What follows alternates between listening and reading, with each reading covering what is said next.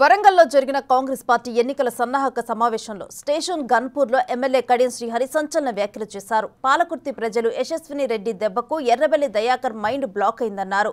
తెలంగాణకు బీజేపీ చేసిందేమీ లేదని, విభజన హామీలు నెరవేర్చని దద్దమ్మ ప్రభుత్వం మోదీది అని ఫైర్ అయ్యారు.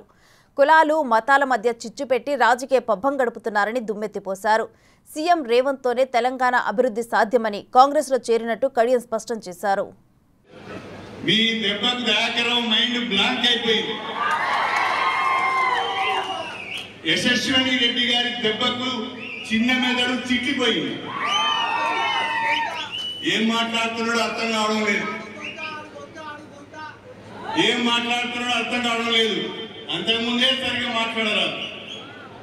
ఇక ఇప్పుడు ఈ దెబ్బలకు, ఝాన్సీ కొట్టిన దెబ్బకు, యశస్విని రెడ్డి కొట్టిన దెబ్బకు ఏం మాట్లాడాలో బిత్తిరి మాట్లాడుతున్నాడు.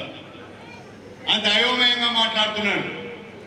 అందుకనే పాలకుర్తి ప్రజలకు, కాంగ్రెస్ పార్టీ కార్యకర్తలకు మీరు ఇచ్చిన తీర్పుకు, మీ అందరి కష్టానికి శిరస్సు వంచి నమస్కారం చేస్తున్నారని చెప్పి సందర్భంగా మేమైతే ఊహించలే. ఆ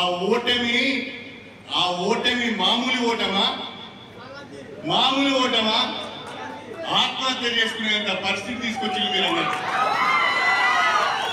50,000 ఓట్ల మెజారిటీ అంటే కొత్తగా రాజకీయాలకు వచ్చిన యశస్విని రెడ్డి ఓటమి ఎరగని నాయకులని చెప్పుకునే వ్యక్తిని మళ్ళీ పాలకుర్తి పొలిమేరకు రావద్దు అని చెప్పి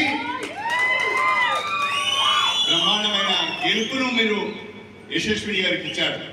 నిజంగా మీ అందరికీ కూడా హృదయపూర్వకంగా పేరున అభినందనలు తెలియజేస్తున్నాను, ధన్యవాదాలు తెలియజేస్తున్నాను.